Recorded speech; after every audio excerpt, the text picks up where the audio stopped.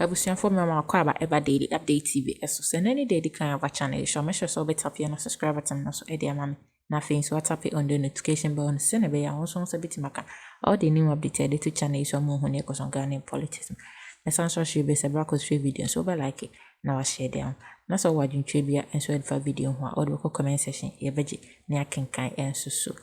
Some yam no de kase yade NDC transition team no edin simbia betujo mu chirim se yade ha adwen kra enu kwan se NPP for no yes anem because some NPP for se mo hande mo neoma nyina ede ama NDC for because Ghana for a vote mo every aban mo so mo hia mo bio because mama yehwe amomo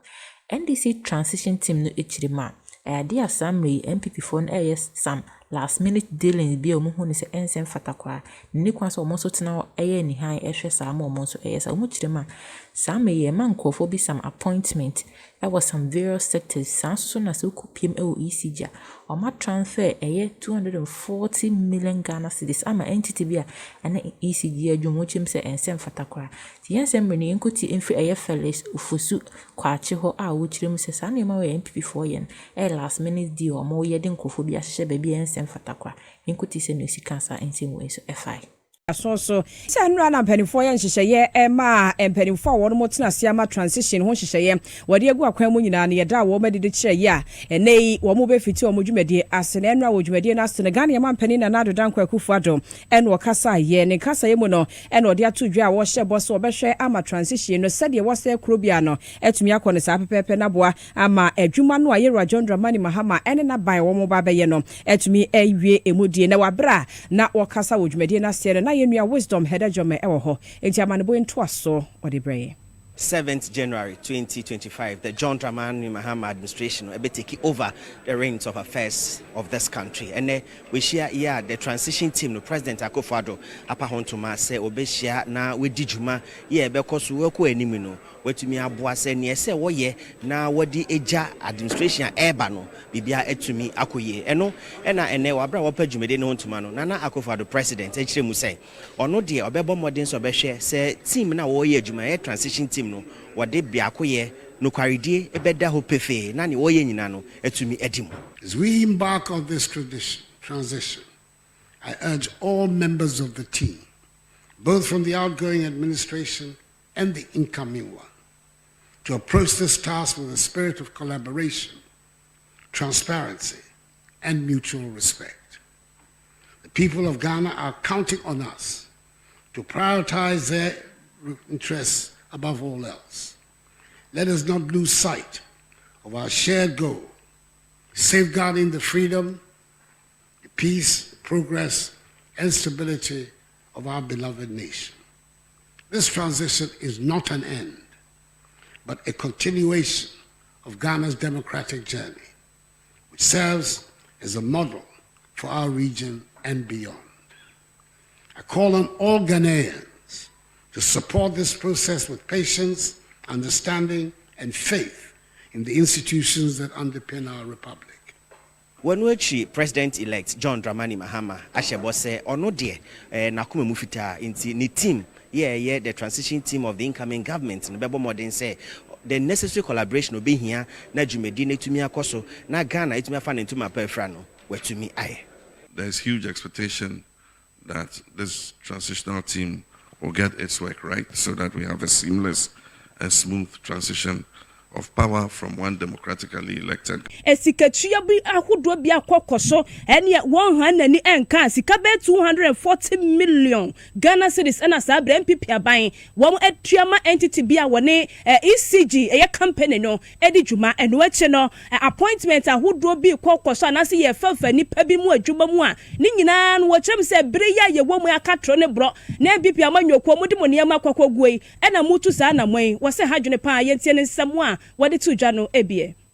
worrying issue of last minute recruitments and payments. I'm sure you have heard of various last minute, rather irregular recruitments in some ministries, departments, and agencies, Bank of Ghana, GRA, the Ministry of Interior, and what have you. We need to place on record that these recruitments, especially regarding the time that they are being made, would have severe fiscal implications for the incoming government. For instance, we have picked up information. Indeed, we've seen documentation relating to efforts to pay over 240 million Ghana cedis to an entity that is supposed to have done some business with the Electricity Company of Ghana. Now, if this was being paid to IPPs so that they could keep the power on, one perhaps would not have any issue. But it is being paid to an entity whose work, in my view, is not as critical as IPPs. Now, this sort of payment is quite huge and would affect the public purse in a manner that could be detrimental if not regularly done. So the NDC side of the transition team requested that this payment be put on hold pending further scrutiny and discussion to ascertain, first of all, the basis for the payments and whether or not it is even proper to make such a payment. I think that good governance requires that the incoming government is given the opportunity to make these decisions. Elsewhere, governments do not operate in this manner. In the twilight of a government, you do not commit the incoming government to some of these things, especially because of the precarious state of our finances. It would be highly irregular and improper to saddle the incoming government with these payments. So we raised strong objection to these maneuverings and requested that they be put on hold. The government side agreed to put it on hold pending further discussions at the next meeting of the transition team on Friday. And we will forcefully insist that this is done. There is precedent. In December 2016, 17 December 2016, and a letter to that effect was read by a member of the NDC side of the transition team. The NPP side, through Mr. Osafomafo, requested Yera Felix of Osukwache and the Yatene Kapenia or Casa de Ma NDC Amanyoko transition team no Niama bi odu ani akohu a entwa ye no and wodi some atujay. Yenim sem prepare ye kase o my Ghana ye na International Monetary Fund IMF fo no wonkita odi bia ye de nam so ama wo mode sika bia bre ye didi dwuma hodo na sika ne behwa ye papa mu ahodo miensa me di ka de fe di ka ba de toso mienu na anu ya na ete se emsefo toso miensa no so wo e de aba ne sa na ye boa ye ho de akwa abato so eno krada nchen so ya ne ewiase nyina sika krabia Batin World Bank no so wonkita hodie bia ye ne won mudie wo sika sem fam ne de ka ho na ye no na aka bi maye John Dramani Mahame ne waba bonte dia to dwase afia na ban be fiti ase no nyame yadom na January 7th no wo so afina mu no mu so awie na afia adwuma no hyase a wo behwe se enkita hodie ye do my Ghana ene IMF na afesu World Bank fo ntemo no wo besa akwa akosi nkonwa bie mu na wo ma sa bie nkrata mu ahwemu yiye se de be ya eba ne tua ene de ka ho no ebe hu anamo a ye de ebefa wo kira ohwe mprempren ya ka ye da ho no a enye kaketoa enu ntie nhwe se ye be niam basa na afi be wie che ne ka no pile na pile ye kobasa nso a na akwakofa nsempi na diaba na ewabra United Nations omo resident coordinator Yera Charles Abani wo ba ne ho anu oni ni di nkomo no enkomodie ni mu no wo betwe sanse media pia wo kire hia se etwa so no mutu sa anamo no na ne nsem no bia wo kan ye wo sankita hodie na se e de fa IMF na afesu World Bank nkita hodie ne hu bi eni. Looking at the existing programs, we need to tweak them to meet the realities of today to do so. I believe we've had discussions with the World Bank and the IMF already, and we look to an early engagement so that we can continue to be on the same wavelength. Of course, in the campaign, several, promises were made, and we need to look at what the reality is in terms of sitting together and seeing what the way forward is. Of course, one of our main concerns, and I think we've expressed it to you several times, is the issue of the humps in the debt repayments, and it's something we need to see how we can smooth in so that we don't default again. That would be more catastrophic than this current default. Aside from that, we know that in the last family season, the rainfall pattern was very erratic,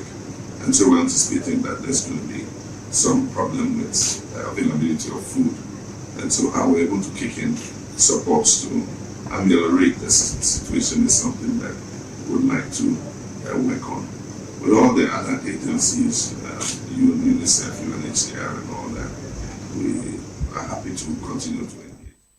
Abusia gani ya mampeni ya Yera John Dramani Mahama eni asiso wakasei. Na yamampani ya Yera John Dramani Mahama na wadi atujwa ya wachira se LGBTQI bill no sabre yenya nyintumu mane meye mra kase mampanyi na nada kwakufa de nka ode ne pen betima se na beye mra bi mukura so wonto ho ase tabire kopie mu okoto a ehun sem na koye pinso e wo mai emo na wabre ya Assemblies of God asafo mpanyi ye wo mai mo e kopie mu e wo yera John Dramani Mahama ne nase pe kopka trinkwansem egu ne so no e na yera Mahama de atudwa wo chese enka beye na niji kesese mampanyi na nado dan kwakufa do enche wo be fra kwanya so wo be sign LGBTQ bill no nanka beye mra e wo mai mo wo sinka na ni beje pa e san se wan sign na so wo di je hokwa ade no e be spy wo hwe se de aye no a we no just NDC amanyoko ba wo mo san be hyase eye bibia foforo na so na yanka bill na beto ne nase a e wo senka wo sensan no e bere papa do anie yanka wo se mampanya kufu ado san na sa wa anya sa ade a ade ne be spy ma NDC amanyoko ba just se wo be hyase eye bibia foforo na emom no se mampanya kufu ado ansan ne NDC ba nyankopon ya do betera ba nwane so a wo be hwe atu hu anamon. You said the issue of LGBTQ is still an issue that is pending, and it is our hope that this president will sign the bill, but if he doesn't sign it, the bill will expire, and it means that the next parliament must look at it again. And of course, like I said, we're not people who promote that kind of attitude. The Bible is very clear on issues like that, and so we'll continue to remain faithful to our spiritual guidance and do the things that are necessary to do. Any John Dramani Mahama ena yate nenken. Yewi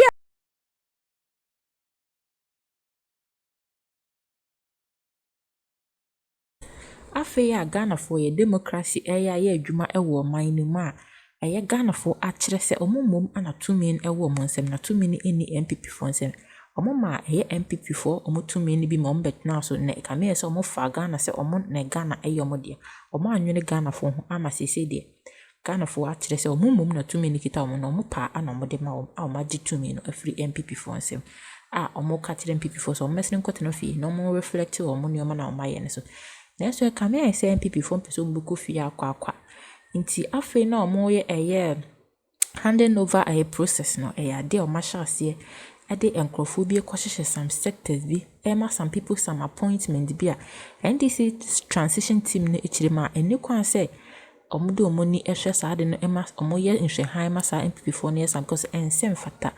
omo chirema eye ade a sisi a me no de ka say NPP for a transfer eye 240 million Ghana cedis e de ama entity bi a omo ne ECG eye adwuma mu chese sa ne omo no mo ye ni nyina ensem fata because already no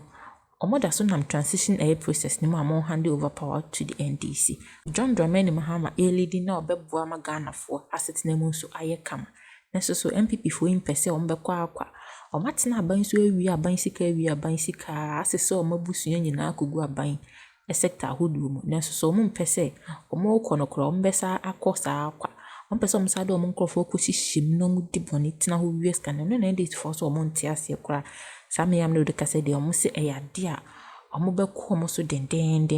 akobi say explanation any reason why into omo yesa na money nyina because already you are going I didn't know what some yesa MPP for MPS omo big jai Ghana for da ama John Dramani Mahama abeboa Ghana for yi Ghana for afro how a MPP for omo nwene Ghana for ho wicked MPP for yi e ha omo de beto Ghana for komo no John Dramani Mahama abeboa ama Ghana for e ho ato omo na nya good standard of living said the other countries no and so enjoy MPP for se ma we say poto a mo for monim guase enkonkotena fie na Ghana for e ho nto wo Etifo sanso so na John Dramani Mahama edensem bia beto na nado danko akufu ado anim a wo kire mu se ebeya anka LGBTQ+ bill no on sign emane meye mra se na ebeya ono so ba omo san kwosehye different bill no so be take a long process ansa na beto nanim ama na besa na nkomaya bill na wendi nke beye ne ya as a president a wote state so de asese wo sign mane beye mra because woman fo no se omo ne nye ho nti ebeya na nado danko akufu ado sign we ensema John Dramani Mahama edu na nado danko akufu ado enso anim abusuafo tie be se wonya subscribe ya make sure so better fi subscribe button no so e dey am nothing so tap it on the notification bell and send a bear also so bit all the new updates e dey to channel so mo hu ne ekoso Ghanaian politics